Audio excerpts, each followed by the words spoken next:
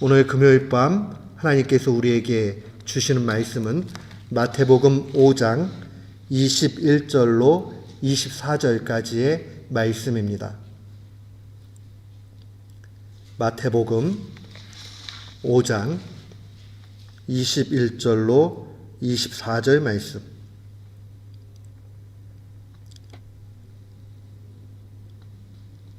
우리 같은 마음으로 주의 말씀 봉독토록 합니다. 옛 사람에게 말씀한 바 살인치 말라. 누구든지 살인하면 심판을 받게 되리라 하였다는 것을 너희가 들었으나 나는 너희에게 이르노니 형제에게 노하는 자마다 심판을 받게 되고 형제를 대하여 나가라 하는 자는 공회에 잡히게 되고 미련한 놈이라 하는 자는 지옥불에 들어가게 되리라. 그러므로 예물을 제단에 드리다가 거기서 내 형제에게 원망 들을 만한 일이 있는 줄 생각나거든 제물을 제단 앞에 두고 먼저 가서 형제와 화목하고 그 후에 와서 예물을 드리라. 아멘. 저는 오늘 본문 말씀 마태복음 5장 21절로 24절 말씀을 통해서 먼저 가서 화해하라 라는 제목으로 주의 말씀을 선포하도록 하겠습니다. 우리가 하나님 앞에 드리는 예배는 두 종류가 있습니다. 하나는 우리가 예배당에 나와서 하나님 앞에 드리는 예배입니다. 공적인 예배죠. 순서에 맞춰서 우리가 하나님 앞에 드리는 겁니다. 그래서 영어에서 예배를 표현하는 큰 두 가지의 단어 가운데 worship service 있다라고 이야기하면 좀 월십에 더 가깝다 이렇게 이야기할 수 있습니다. 두 번째 예배는 일상 속에서 살아가면서 드리는 예배입니다. 아주 사적이죠. 순간순간 하나님의 말씀으로 살아내는 것, 그것이 또한 삶의 예배입니다. 굳이 구분하자면 서비스 이렇게 이야기할 수 있겠지요. 우리가 어찌되었던지 간에 이 두 종류의 예배는 신자에게 있어서 가장 중요합니다. 왜냐하면 그것이 우리의 영의 양식이 되기 때문입니다. 신자의 신앙생활을 예배로 정의해 보자면 공적인 예배에 충실하고 여기에서 받은 은혜를 우리의 사적인 삶 속에서 살아가는 것, 그게 바로 신앙생활입니다. 그래서 예배 따로 삶 따로가 되게 되면 우리의 영혼은 죽게 되어져 있습니다. 바울 사도는 하나님의 말씀을 증거할 때 언제나 두 가지를 증거를 했습니다. 하나는 하나님의 뜻이 이렇다라고 하나님의 가르침에 대해서 말씀을 기록합니다. 우리는 교리라고 얘기합니다. 교리라는 것은 하나님이 원하시는 그 뜻의 가르침을 의미합니다. 근데 그거에만 끝나지 않아요. 바울 사도는 언제나 이 교리의 내용이 있으면 뒷부분은 교리를 고백하면 어떻게 살아야 되느냐 하는 실천의 부분을 반드시 다룹니다. 예수님도 마찬가지셨어요. 하늘에 신령한 그러한 진리를 선포하신 이후에 그냥 그걸로 끝나지 않으셨어요. 그렇다면 우리가 어떻게 살아야 되느냐? 신앙은 고백의 문제일 뿐만 아니라 삶의 문제입니다. 삶의 문제는 머리로만 하는 게 아니라 실제로 그렇게 하는 겁니다. 실천이 없는 교리는 공허할 수밖에 없어요. 그냥 허무해요. 또 교리 없는 실천은 그냥 아무 생각 없이 실천하는 거니까 맹목적이 되고 맙니다. 뿌리 없는 나무같이 돼요. 위태하지요. 뿌리가 없으니까 열매도 맺을 수 없지요. 언제나 신앙생활은 바른 고백과 더불어서 실천이 함께 가야 됩니다. 성경을 바로 아는 것. 그래서 성경을 부단히 읽고 연구해야 되는 이유가 여기 있습니다. 근데 그거로만 충분하지 않습니다. 그 다음에 필요한 것은 알면 아는 것만큼이나 삶 속의 열매로 나타나야 됩니다. 오늘 마태복음 5장의 전체는 예수님께서 가르치시면서 어떻게 우리가 고백할 때에 어떻게 살아야 되느냐, 이것을 언제나 짝으로 말씀해 주시는 것 볼 수 있습니다. 오늘 본문 말씀은 아주 단순해요. 먼저 가서 화해해, 미안하다라고 얘기해, 화평을 추구해, 이게 결론적인 내용이에요. 그런데 이것은 단순한 윤리적 명령이 아닙니다. 율법을 알고 고백한다면 우리가 어떻게 살아야 되는가 하는 것을 알려줍니다. 오늘날 우리의 상황에서 이야기하면 하나님의 말씀을 온전히 깨달았고 그 다음에 어떻게 살아야 되느냐 하는 그 원리를 예수님께서 그대로 가르쳐 주십니다. 그 예가 오늘 살인하지 말라는 명령으로 나타납니다. 21절 말씀 보세요. 옛사람에게 말한 바 살인하지 말라. 옛사람, 구약 성경의 성도들, 그러니까 율법을 가지고 있는 백성들에게 얘기하는 거예요. 율법의 조항에는 살인하지 말라라고 되어져 있고 살인하면 반드시 심판받는다 하는 말씀이 나타납니다. 근데 이것에 대해서 22절 말씀은 예수님의 해석으로 등장을 합니다. 22절 말씀 한번 보시겠습니다. 나는 너에게 이르노니 형제에게 노하는 자마다 심판을 받게 되고 형제를 대하여 라가라 하는 자는 공회에 잡혀가게 되고 미련한 놈이라 하는 자는 지옥불에 들어가게 된다 라고 주님이 이 살인하지 말라라는 명령을 해석하십니다. 근데 여기서 우리 말에는요, 나는 너에게 이르노니 라고 이 정도로 표현이 되어져 있어요. 근데 원문 자체는요, 그 정도 표현이 아니에요. 내가 너에게 말한다 이런 뜻은 똑같아요. 그런데 우리가 좀 피부에 와닿게 번역을 한다면 이렇게 이야기했어요. 내가 정말로 이거 꼭 네가 알아야 되기 때문에 너한테 말하는데 이 정도 강도로 얘기하는 거예요. 이건 잊어서는 안 돼. 반드시 기억해야 돼. 이 성경이 쓰여진 헬라어, 신약 성경이 쓰여진 헬라어는요, 이 주어가 없어도 동사만 봐도 주어가 거기 합쳐져 있어요. 그래서 굳이 안 써도 돼요. 그런데 오늘 본문 말씀에 보면 따로 주어를 빼서 이야기합니다. 그 왜 그러느냐? 이거는 내가 강조하는 얘기야. 너희들이 잊어버리면 안 돼 하고 아주 단언하면서 말씀하시는 내용이에요. 21절에 율법에 살인하지 말라 벌 받는다 하는 이 내용을 예수님은 어떻게 해석하느냐? 형제에게 화내고 형제에게 라가, 이 라가라는 말 자체는 쓸모없는 놈 이런 표현이에요. 욕이에요. 너 쓸모없어 이렇게 얘기하는 거. 또 미련한 사람이다 이렇게 표현하는 거. 이런 모든 것들이 결국 하나님 나라에 합당하지 않고 바른 모습이 아니라는 거예요.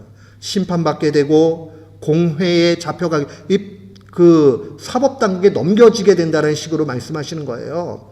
그리고 심지어는 지옥불에 떨어진다. 왜 이렇게 말씀하십니까? 결국 이 살인하지 말라는 말씀을 얼마나 엄격하게 삶에 적용해야 되는가 하는 것을 강조하고 있는 겁니다. 우리에게 수준을 높여야 된다는 거예요.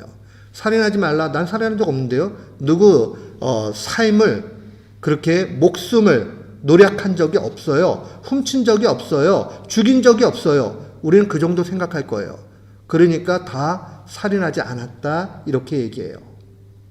근데 예수님은 그렇게 말씀 안 하세요. 형제에 대해서 쓸모없는 사람, 형제에 대해서 미련한 사람, 형제에 대해서 화내는 사람, 이건 모두가 결국은 하나님 앞에서 살인과 진배 없다라고 말씀하십니다. 법률적 기준보다 훨씬 높다는 거죠. 그냥 형법이나 아니면 민사상에 일어날 수 있는 그런 법률, 이런 거보다도 훨씬 높은 기준, 우리의 양심과 우리의 신앙의 기준을 마련해 주시는 거예요. 아, 우리가 어떻게 살아야 되는가. 사랑하는 성도 여러분, 신자는 수준이 있어야 됩니다. 그 수준은 많이 배워야 되느냐, 디그리가 높아야 되느냐, 또 많이 가져야 되느냐, 아니면 무언가 잘 돼야 되느냐, 여기에 있지 않아요. 무엇에 있느냐? 하나님의 말씀을 바로 알고 삶 속에서 그것을 높은 수준으로 적용하고 있느냐, 여기에 그 수준이 달려 있습니다. 예배의 관점으로 와서 이야기하면 높은 수준의 예배를 드리라는 거예요. 찬양을 하면서 은혜를 받고 눈물 흘리는 거 참 귀해요. 기도를 하면서 하나님께서 특별한 은사로 특별한 기도를 드릴 수 있는 것도 귀해요. 그런데 삶 속에 가서 보면 미워하고 다투고 욕하고 나쁜 짓 하고 속이고 다 가짜가 되고 만다는 겁니다. 공적인 예배를 삶의 예배로 어떻게 적용하느냐, 높은 수준으로 적용해야 되느냐 하는 것을 오늘 말씀에 주시는 겁니다. 사랑하는 성도 여러분, 이 사실을 우리의 마음에 깊이 간직해야 돼요. 수준이 낮아지면 다 죽게 되어져 있습니다. 저는 공산주의를 싫어해요. 공산주의 이론적으로는 그럴싸해요. 그런데 싫어해요, 저는요. 싫어하는 이유는 아주 단순해요. 공산주의는 다 같이 못 살게 만들어요. 인간의 죄성을 간과하고 인간의 자율성을 간과하기 때문에 공평하게 뭘 하면 다 잘 될 거다, 그런 사람은 아무도 없어요. 공평하게 가게 되면 그 공평하다라는 논리 안에서 공평한 게 이루어지지도 않을 뿐더러 게으르게 되고 거기 안에서 더 많은 문제가 생기게 되죠. 하향 평준화될 수 있죠. 이미 역사가 다 보여주잖아요. 신앙도 자칫 잘못하면 공산당 같이 될 수 있어요. 그냥 구원받았으니까 됐지 뭐.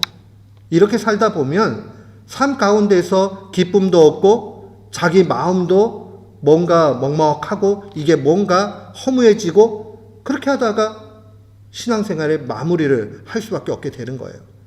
그런데 신앙에 있어서 삶 가운데서 열매가 있게 되면 이만큼 성장했구나, 이만큼 그래도 내가 부족하지만 또 자라났구나 하는 걸 통해서 위로와 만족도 얻게 됩니다.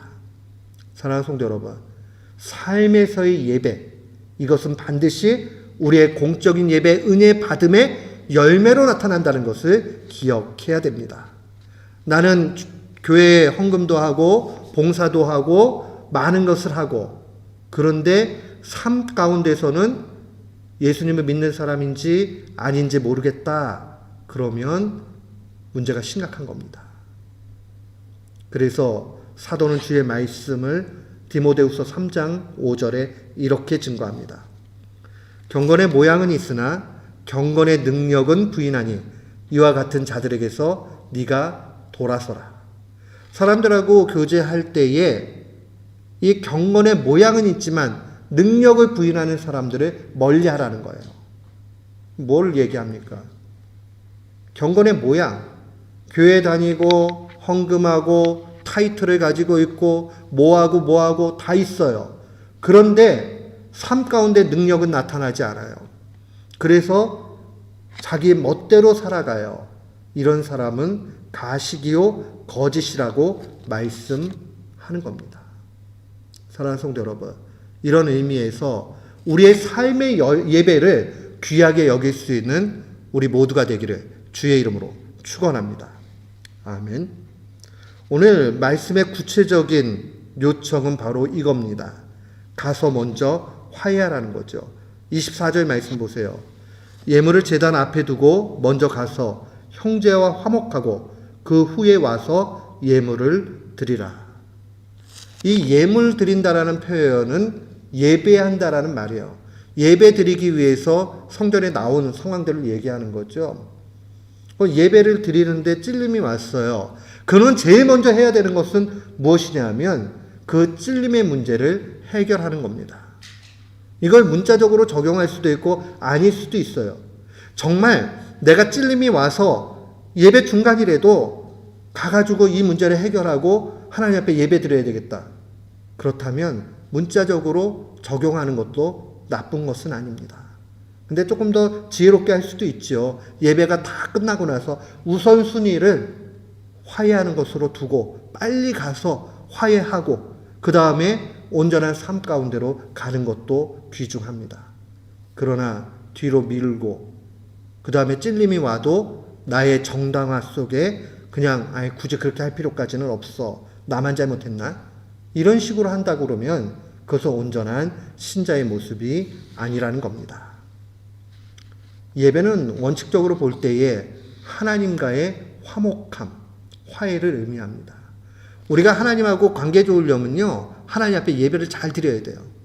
하나님 앞에 예배를 잘 드리는 것은 공적인 예배에 잘 나와서 드리는 것과 더불어서 삶의 예배를 잘 드리는 거죠. 더 먼저 기초적인 것은 공적인 예배를 잘 드려야 됩니다.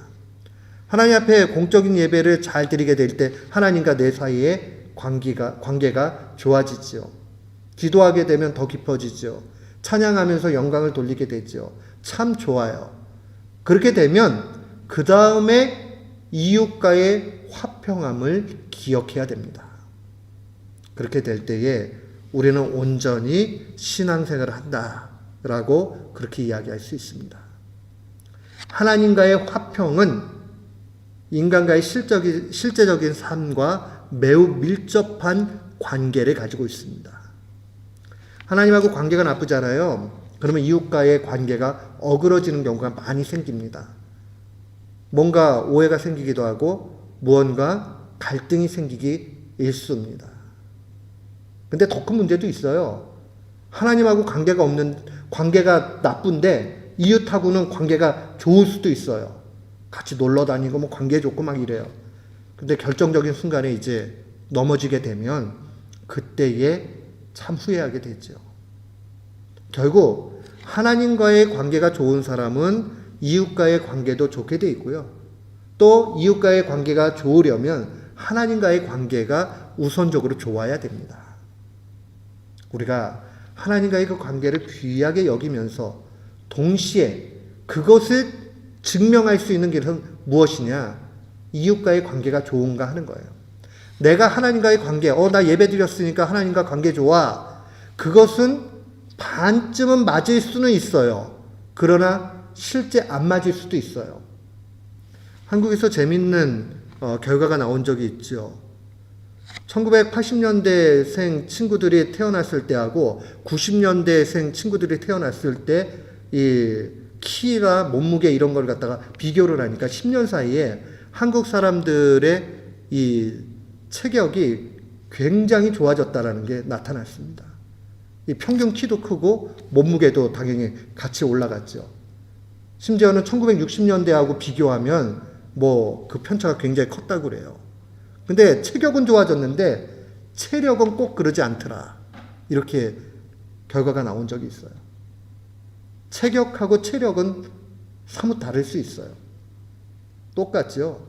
우리가 예배드리고 타이틀을 얻어서 봉사하고 뭐를 하고 뭐하고 그것이 외형적으로 좋을 수 있어요.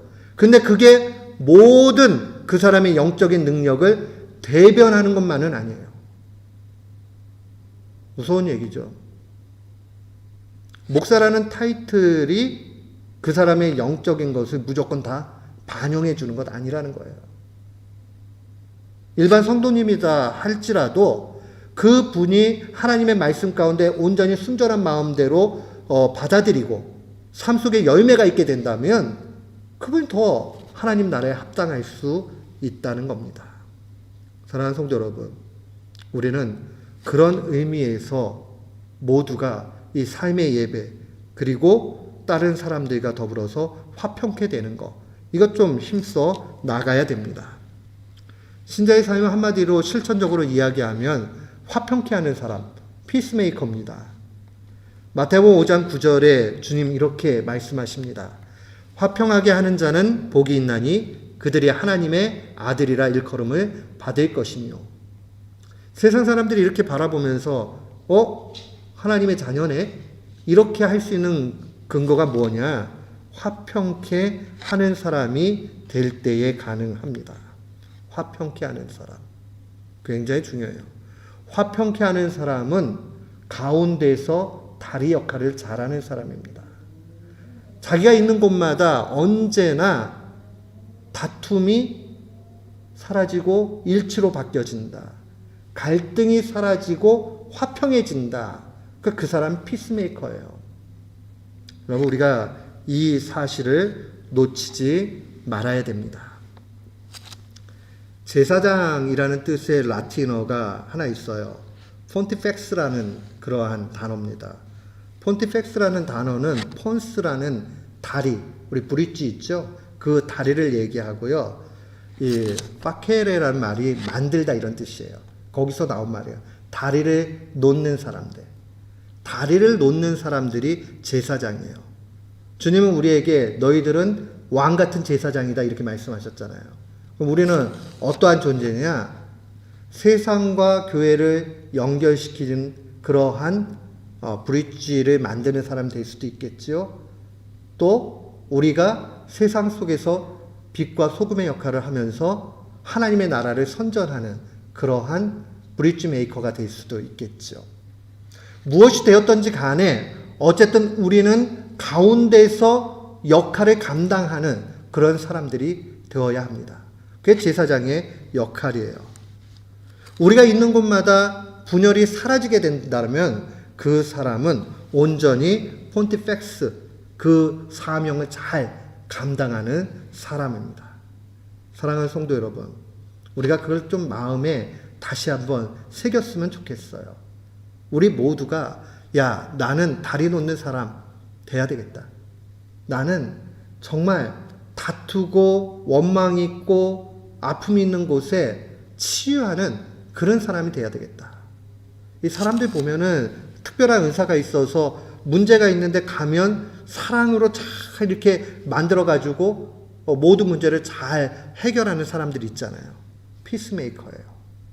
그 사람이 바로 이 화해를 이루어내는 그러한 사람이라는 것을 기억해야 됩니다. 우리 주님 예수 그리스도께서 그 사역을 언제나 감당하셨죠. 하나님과 우리 사이에 죄 때문에 막힌 담을 허물게 하신 분이 예수 그리스도셨고, 예수님이 가는 곳마다 언제나 사랑과 일치가 일어났다는 것을 우리는 복음서를 통해서 보게 됩니다. 사랑하는 성도 여러분, 그렇다면 우리가 어떻게 해야지 정말 피스메이커로 또 먼저 좀 화해하는 사람으로 그렇게 살 수 있겠습니까? 저는 한 3가지 길을 우리의 삶 속에 실제적으로 좀 적용해 보기를 원합니다. 먼저 제일 처음에 필요한 것은 묵상하는 게 필요해요. 어떤 묵상을 해야 되느냐? 내가 구원받은 것이 가장 비합리적이고 비논리적인 결과라는 사실을 묵상해야 됩니다. 사람들은 싸우고 다투고 내가 뭐 때문에 먼저 미안하다고 해야 돼? 이렇게 얘기할 때 대부분 내용이 뭐냐면 이거예요. 내가 억울하다. 내가 잘못한 게 없다. 내가 뭐 때문에 논리적으로 봐도 합리적으로 봐도 이거는 내가 먼저 용서를 구할 필요가 없어 라고 하기 때문에 문제가 해결되지 않아요. 그런데요, 그런 논리라면 우리가 구원받은 것이 가장 비논리고요. 우리의 이성에 합한 그런 생각, 합리적 생각으로 봐도 가장 비합리적인 그러한 모습이 우리 자신이 구원받은 겁니다. 하나님이 아들을 내어주신 것도 비합리적이고요. 예수님이 죄 없이 십자가에 죽으신 것, 그것 자체도 비합리적일 뿐만 아니라 비논리적입니다. 그러나 사랑은 논리와 합리성의 차원을 뛰어넘습니다. 그래서 우리는 묵상해야 돼요. 누구를 용서 못했다. 누구를 마음속에 미움으로 가득 채우고 있다. 그러면 제일 먼저 묵상해야 되는 게 뭐냐면 걔가 잘못했잖아. 이건 앞뒤가 안 맞아. 이건 내가 화낼 수밖에 없어. 이러한 논리와 나의 합리성을 뒤로 해야 됩니다. 로마서 5장 8절은 충격적인 증언을 합니다. 우리가 아직 죄인 되었을 때에 그리스도께서 우리를 위하여 죽으심으로 하나님께서 우리에 대한 자기 사랑을 확증하셨느니라. 하나님의 사랑이 어떻게 나타났느냐? 아들을 이 땅 가운데 보내셔서 십자가에 죽이시는 걸로 나타났는데, 그 아들의 죽으심은 우리가 아직 죄인 되었을 때에, 그 말이 뭐예요? 죄인을 위해서 죽으셨다는 거예요. 가치 없고 또 가능성 없는 그런 존재를 위해서 죽으셨다는 거예요. 이런 비논리가 어디 있어요?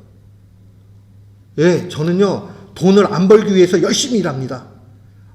저 물건은요 형편없고요, 그 다음에 저 물건은요 비싸기 때문에 삽니다. 이런 사람이 어디 있어요? 그런 사람이 있으면 이상한 사람이죠. 비싸고 물건이 안 좋아가지고 저는 이 물건을 선택했어요. 그런 건 논리에 안 맞잖아요. 근데 마치 하나님의 사랑은 이러한 선택을 하신 겁니다. 그런 의미에서 생각해 보면 하나님이 얼마나 우리를 사랑하시는가.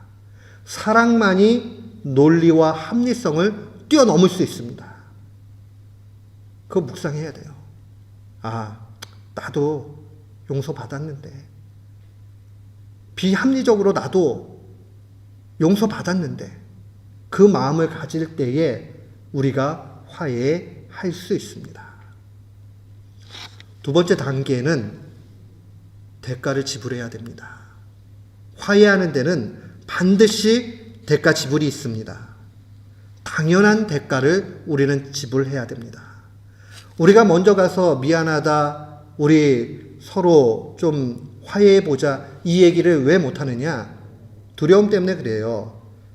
내가 이 얘기 먼저 꺼냈을 때 저 사람이 안 받아주면 어쩌지?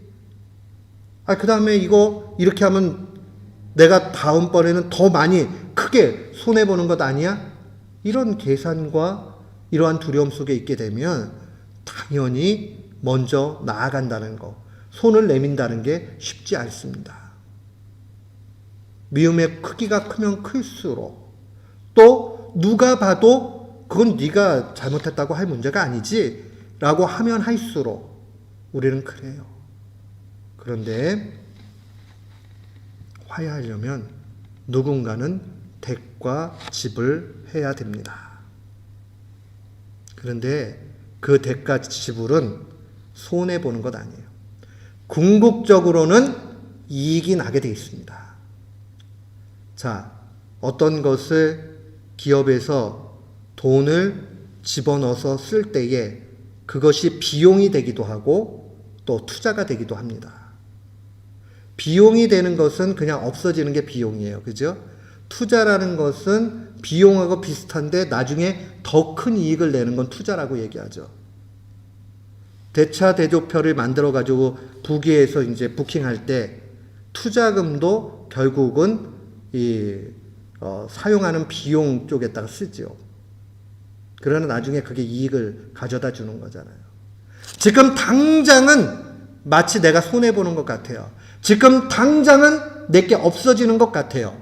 그러나 나중에는 그것이 나에게 많은 것을 가져다 줍니다. 영적인 투자가 됩니다. 우리 매 주일마다 주님이 가르쳐 주신 기도, 또 예배 때마다 고백을 합니다. 기도할 때 네 번째, 다섯 번째의 기도 내용이 참 의미심장해요. 일용할 양식을 주옵시고 라고 기도한 다음에 우리 말에는 그냥 바로 우리가 우리에게 이렇게 가지만은 원래 원문 자체에는 그리고라는 말이 들어가 있어요.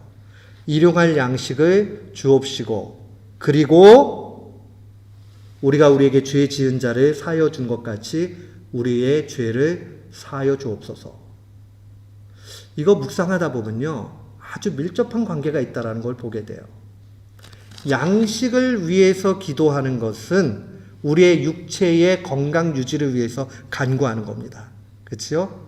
그런데 죄사함, 내가 하나님 앞에 죄사함을 받고 또 내가 누군가의 죄를 탕감해주고 용서해주고 하는 것은 영의 양식이 된다는 것을 분명히 보여줍니다. 제가 왜 영적 투자라고 이야기를 하느냐? 하나님 나라에 가면 보상받는다? 물론 있어요. 그러나 이 땅 가운데서도 충분한 투자 가치가 있어요. 화해하고 용서하면 결국 그것은 우리의 영혼을 아주 기름지게 합니다. 미운 마음이 있게 되면 그 영혼이 다치게 돼 있어요. 사랑하는 성도 여러분, 미워하면서 사는 것만큼 절망스러운 거 없어요. 미워하는 것만큼 정말 가치 없는 일이 없습니다. 우리는 그런 의미에서 미움보다 언제나 사랑을 선택해야 되는 겁니다. 음식은 육의 양식이 되고 또 이 죄 사함, 용서는 영의 양식이 된다 하는 것을 기억하는 우리 모두가 되기를 주의 이름으로 축원합니다. 아멘. 마지막으로 우리가 좀 해야 되는 것은 무엇이냐? 그것은 바로 내가 먼저 용서하고 화해한 것을 기억하지 않는 겁니다. 잊어버리는 거죠. 제가 설교자예요. 제가 설교를 끝나고 나서 나 설교 잘했죠? 막 이러면서 나 설교 하느냐고 엄청 힘들었어요. 이렇게 얘기하면 얼마나 우스꽝스러워요. 자기 할 일 한 건데. 아빠가 자녀한테 가가지고 야, 내가 아빠잖아. 아빠 하느냐고 되게 힘들었어. 나 잘했지. 이러면 이상하잖아요. 그렇죠? 피스메이커 똑같은 거예요. 우리가 왜 먼저 화해하지 못하고 먼저 화해한 것의 기쁨을 놓치게 되느냐? 내가 먼저 조금 화해하게 되고 용납하게 되고 이렇게 되면 자꾸 옆에 가가지고 떠벌려요. 나 그 사람은 그렇게 했는데 내가 용서해줬잖아. 그냥 내가 잊기로 했어. 이렇게 하다 보면 하늘에서 주는 기쁨이 점점 사라지게 되어져 있습니다. 내가 누군가를 용서하고 용납했다면 마음에 간직하세요. 그것은 아주 보물스러운 그러한 영의 양식입니다. 그거는 알리지 않고 감추면 감출수록 깊어지고 더해집니다. 아주 엄청난 향기가 나게 됩니다. 그런 의미에서 우리가 용서하고 용납한 것을 정말 깊이 묻어두는 것, 그거 참 필요합니다. 사랑하는 성도 여러분, 우리 모두는 피스메이커가 되어야 되겠습니다. 우리 모두는 화해하는 사람이 되어야 되겠습니다. 용서하는 사람이 되어야 되겠습니다. 그러기 위해서 먼저 묵상합시다. 그리고 우리가 그것을 위해서 대가를 지불합시다. 그리고 잊어버립시다. 이렇게 가게 되면 결국 하나님께서 우리를 피스메이커로 온전한 하나님의 사람으로 이끌어 가실 겁니다. 오늘 이 말씀을 마음에 간직하고 하나님 앞에 감사드리는 귀한 교우들 되시기를 주님의 이름으로 축원합니다. 아멘.